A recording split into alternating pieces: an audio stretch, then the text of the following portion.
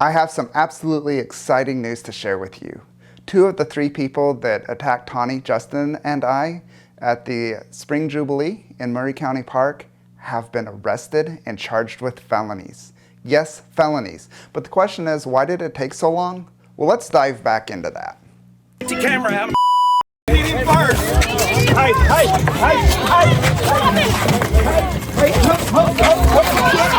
Get off of me! What is that? The little clips you just saw were part of the attack perpetrated by Layne Leverette, Amanda Leverette, and River Sims. 2 of those 3 people have been arrested finally, but why did it take so long again? The 2 deputies that were working at the event were actually paid for by the horse show. That makes a lot of sense now. And the old one? He's actually the showmaster's dad. Now it's making sense why they did absolutely nothing to capture the perpetrators or arrest them on the spot. Just the conflict of interest there is just so blatant. So the younger deputies seem to be deferring to the older one. The old one is named Dial. His name is Tommy Dial. And the younger one seemed to be deferring to him as far as whether they were going to investigate this. He was treating me mostly. And the old guy, well, he wasn't interested in taking names and statements because he knew all these people. He's friends with them. And so he knew who they were. But they just, the conflict of interest was just so overwhelming at this event with the law enforcement. It was just, it's really saddening. So they absolutely refused. I tried so hard to get those deputies, using every word I could think of except for, I'm citizens arresting them myself. I am arrested tonight. We need this guy arrested. It's all on video. Right now. You good? Have everything on camera.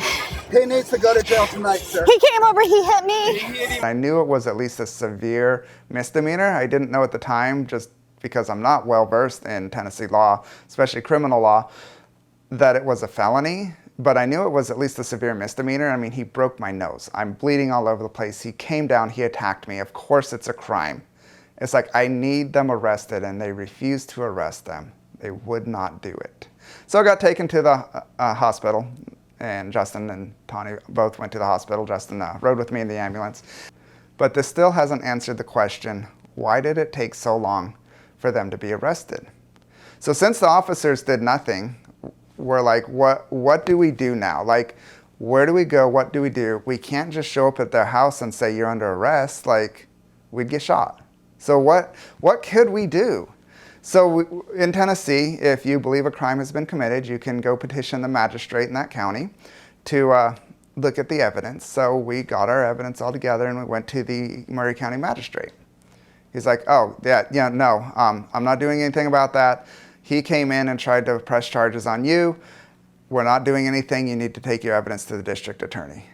So now we have to get an appointment with the district attorney, and we have to go to the district attorney's office. We're headed up to Columbia. We have an appointment with the district attorney. Our lawyer's been trying to get this appointment for a long time, and now we finally get to go share our side of the story and all our evidence. And we're coming in there with a huge folder where I feel like we're lawyers gathering all this information for the case. We're so grateful to everyone who has come together and given us this information, and we're grateful. So we'll see what happens today.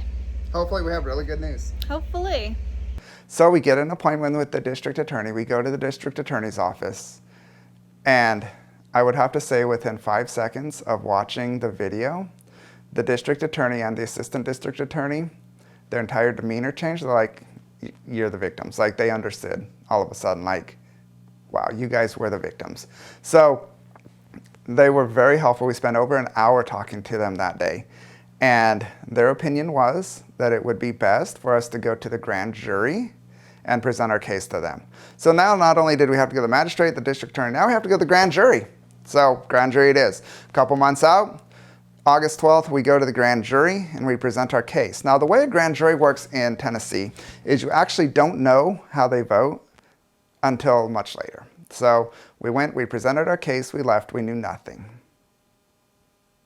Until the day of the Big Lick celebration protest, we got word that Layne Leverette was arrested for felony aggravated assault and booked into jail, and Amanda Leverette was arrested for felony theft of an item over $1,000 and booked into the county jail. Of course, they both bonded out like 6 hours later, but they both spent time in Murray County Jail, and now they're facing felonies. Now, what about the other person, River Sims, who attacked Justin? He body slammed him on the concrete. He threw him against the wall. Like, this guy's actually a football player. It's like he knows how to hurt people. He knows how to take them down. And he did that on Justin, who weighed like 50 pounds less than him at least, and much smaller. And he just slammed him around like he was an opponent on a football field. Well, we don't know exactly what they're charging him with. He hasn't been served yet or booked into jail that I know of, but I'm sure it's coming for him. But back to Amanda and Layne Leverette. They're both facing very serious legal challenges, which they're out of our control now. The state of Tennessee and Murray County are pursuing charges against them. So, we're really hopeful that justice will be served. We would love them to have to do a lot of community service, help the community out. We would love for them to have to pay some fines, help out the community. But most of all, they need to understand. Well, they also need to pay all of our medical bills that we incurred from that attack, like thousands and thousands and thousands, because that's the only reason I had a broken nose and had to go in for surgery. It's the only reason we had to get x-rays at the ER. It's the only reason I had to have an ambulance ride. It's because of the attack that they perpetrated upon us. But what they need to know, and what the entire Big Lick community needs to know, is even though you seem to be getting away with abusing your horses in private, you cannot lay hands on other people and get away with it. If you touch a protester and you hurt them, you're going to jail. Leave the protesters alone. Where they're raising awareness, where they're speaking out for the horses who have to suffer in silence, because if they make the slightest flinch when you're touching and prodding their abused and sored legs, you will beat them like Jackie McConnell did. They know better than to speak out, but we can, and you can't touch us or you're going to jail.